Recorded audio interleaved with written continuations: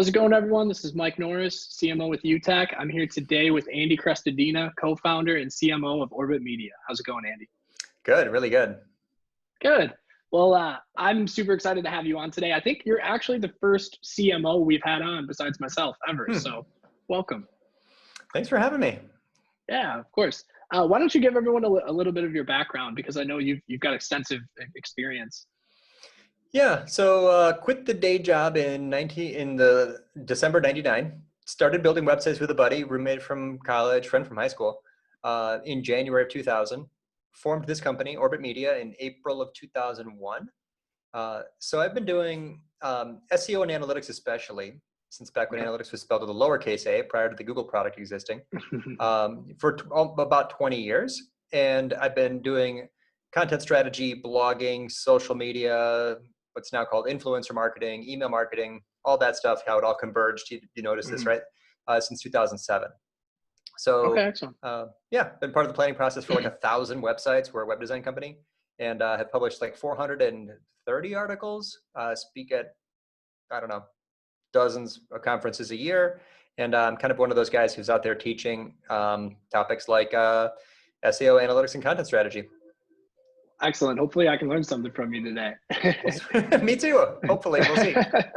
All right. So let's talk about analytics then. I know, I've seen some of your work as far as articles written on bounce rate, and they're phenomenal. And the amount of research that goes into them is just, it's astronomical. And I can only imagine how much time it takes you. But given how much time you've spent on the topic, do you have any takes on analytics that might be beneficial for our audience? Sure. Well, a lot of people don't even have it set up. So if you do not know, so every website succeeds or fails on two main things: attracting visitors and converting visitors. So there's the cheese and there's the mousetrap. If you don't have goals set up in Google Analytics, you have no idea how effective it is as a mousetrap, and so you don't know your conversion rates. So the two main skills, I think, like the dual threat marketer is both a search optimization person and a conversion optimization person. So yeah, if you so make sure that you've got it set up, and then you've got goals, funnels, filters. You've got analytics connected to Google Search Console. The event tracking, if that's important to you. Site search set up. So there's a lot of fundamental things that I think people miss. But assuming those are in place, yeah, you're ready to do analysis, which is the whole point and the fun of digital marketing. I wouldn't play a sport without a scoreboard. I would never even attempt to do digital marketing without analytics. I like that analogy. Well, yeah, I think the goals are very, very important. And I've seen, just in my experience personally, outside of people not having it, the number one other thing I see is that people don't have goals set up. And it's just crazy to me, because I mean, how do you know where your form submissions are coming from? If you've got call tracking set up that's integrated with your platform, how do you know where your calls are coming from? I mean, that's absolutely essential to know what channels are actually driving your business. And then knowing where the conversion rates are from those channels as well is just exceptionally important. Yeah. I mean, how would you know if that call to action is effective? How would you know if changing your navigation is going to drive more people to the forums? How would you know if which of your sources of traffic is the most effective at driving what kinds of conversions? How do you know which of your articles is turning the maximum percentage of visitors into subscribers? Sure. This is fancier, but we have a data studio dashboard built that shows us the conversion rate from visitor to subscriber for every one of our articles. Oh, I So love I can that. tell you, of all the articles I've ever published, I can tell you what percentage of people who read the article then subscribe. Now I know what content to promote in social media. Now I know what content to put in my email signature to promote in general, put it back on the homepage, republish, put back on the top of the blog. Yeah, so it's a crazy idea for people to not really take the 1 minute to set up goals. So you also don't know if your new website is going to perform any better than your old website. I mean, it's possible to build websites that have negative ROI. So yeah, you should definitely know your conversion rate. Everyone listening the number should pop into their mind if they know what their conversion rate is. Better yet, you should know your conversion rate for each traffic source. That's excellent. I like what you said about the data studio. I've seen it done in almost an opposite fashion, where people will test different types of posts on social media to see what their audience reacts to, and then they'll create content on their website for that. But I like your strategy too, and maybe you do both. I don't even know, but Well, if you want to, so social media is low stakes, high data. Email marketing is high stakes and low data.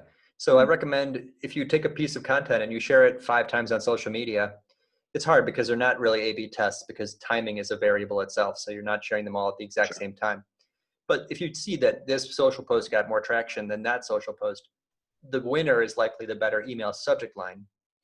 You can't really just keep sending the same email over and over. So I recommend social as a place to test headlines, test subject lines.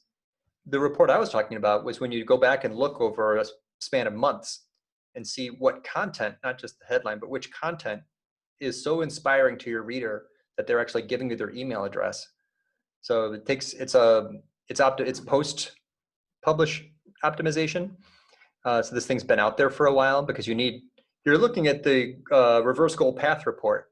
And unless you're like a super high traffic site, you probably need a longer date range to be able to see enough conversions from a piece of content in the reverse goal path report. Then you have to use Data Studio because you're dividing the number of conversions from that piece of content by the number of page views from that content. So that's a calculated metric, which Google Analytics won't do for you. You have to kind of, you don't need Data Studio. You can do it in Google Sheets with the Google Analytics add-on. Anyway, we're getting nerdy, man. Mike, I'm following. I got you. I'm with you. Anyway, bounce rate's the other one where like people always ask me about that, and we all have strong opinions about bounce rates. Let's talk about bounce rate a little bit because I read your entire article on bounce rate and a little bit of the study you did, and I found it to be fascinating. And one of the things that it's a question I get a lot from our clients is just, what should my bounce rate be? And it's difficult to answer because depending on their industry, there can be so many factors depending on the different channels and how their site navigation and how everything's set up. I mean, I don't necessarily always know how to answer that question, and I'm assuming you might know how to answer it a little bit better than me. Well, we've built like more than 1,000 websites over the years. So we have access to like 500 or more analytics accounts. So we were able to publish a credible number of like, what's an average bounce rate? And so across those 500 analytics accounts, we found that the average bounce rate in general was 61%. So people who are freaking out about their bounce rate being, 50% should relax, knowing that that's not a high number. But really, that's a big aggregate number. That's not real. That's not high quality data. That's across all different industries. That's across all traffic sources. So I don't really care. And for one of the big differences, if you publish a lot of stuff, like that article about bounce rates, it has a bounce rate of like 85%. People go to read that, they got their answer, really they leave. Yeah. So the articles, content marketing pushes up bounce rates of websites. Anything that you publish that provides an answer for an information intent query or a key phrase or a visitor, of course it's going to have a high bounce rate. Sure. Traffic from social media, of course it has a high bounce rate. The person came for one thing, they got it, they're gone. That's normal. Watch your own behavior. Look at your browsing history. So yeah, we all need to understand that if you're successful at blogging or content marketing, that you're going to push up your bounce rates. You're going to push down your conversion rate. I recommend making a segment to look at those people separately, people who started their visit on a blog post versus people who started their visit on your sales stuff. Oh, I love that. But in the end, I think that the only people who should really panic about a bounce rate is people who bought their visitors. If you have paid traffic, if your bounce rate is on a landing page from PPC, that's bounce is a measure of loss, of wasted advertising dollars. So, but for the rest of us, I mean, it's never a number I obsessed over. It's not the least meaningful metric in analytics, but it's close. I have a couple questions for you that stem from that. And I don't know if this is getting outside your realm of expertise. So if it is, let me know. But let's say we're talking about paid traffic coming to your site and you've got a specific landing page in mind. Are you of the camp that prefers to keep the navigation on the landing page? Or are you generally someone who would say you want to take that navigation away and just try to keep all the visitors on that page? Well, as usual, the answer to any digital marketing question starts with the visitor. So if the paid ad is for a branded query, like you're bidding on Youtech, what do you know about that visitor? They want to get to your website. It's a navigational query. Of course, the landing page should be something like the homepage. If the paid ad is for something that it indicates a very specific intent, For example, Wichita, Kansas, 30-year mortgage rates. Your goal is to give that, is to satisfy, the job of the digital marketer is to satisfy information needs. So you want to satisfy that information need without giving them 65 other directions to go. You want to guide them toward, they're basically entering your funnel toward the bottom. So generally speaking, for most PPC ads for commercial intent queries, you wouldn't search for Wichita mortgage rates unless you're in Wichita and you're thinking of refinancing your place, right? Or buying a house. Then yes, you should improve your attention ratio, which is the percentage of things they can click on versus the percentage of the number of things they can click on versus the number of things you want them to click on. Mm-hmm. Get that attention ratio down as close to 1-to-1 as possible. But yeah, exclude the navigation, exclude all the other distractions, exclude all the other messages, keep it a one column layout, make it flow. So yeah, I would almost always recommend keeping a tight attention ratio and not showing them the normal global header navigation for PPC landing pages. Sure. No, that's an exceptional answer. I tend to agree, actually. We really do the same thing. My other question for you, and this is more for me because I'm interested in how you did it. Sure. And maybe you don't want to reveal the whole pie, I don't know. But when you compiled all the data on the bounce rates, mm-hmm. and you put it all together, how did you do that between analytics accounts to determine the total number of traffic and the overall bounce rate between all of your accounts? With a VA. I got a virtual assistant to, yeah. So Google Analytics only allows you to put 250 accounts on a single login. So this person had to go to 4 or 5 different logins to keep looking at more and more accounts to find live accounts with actual data, to exclude the outlier. So I made a video. This is the proper way to do research, is to delegate. It's grunt work. It's like carpal tunnel, like copy and pasting thousands of cells, because each website had a, so the spreadsheet looks like this: the name of the analytics account of the website, then a column for the industry they're in, then a column for B2C, B2B, or both, and then a column for direct, a column for referral, a column for social, a column for search, a column for referral, whatever. Then in the last column is the average bounce rate. So it was weeks of work for someone to just click in and out of hundreds of accounts. But the value, extremely high.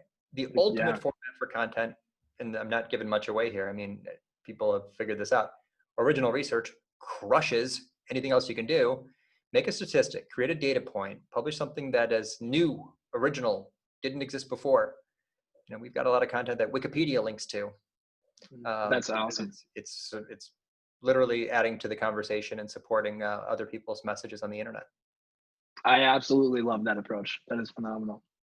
Well, thank you so much for your time, Andy. I really appreciate it today. This has been, like I said, I was saying, I hope I learned something. I did. I learned a couple things, actually. So thank you so much. This was fun. And hopefully our listeners found this to be valuable as well, but I'm pretty sure they did. So thank you. Thanks, Mike. Last thing, if people want to reach you, how should they get in touch with you? I write an article just every other week. It's at orbitmedia.com. If you go to the blog, you can subscribe. That's it's only every other week. And LinkedIn is probably my best social network. I wrote a book. It's on Amazon. It's called Content Chemistry. It's like everything we know.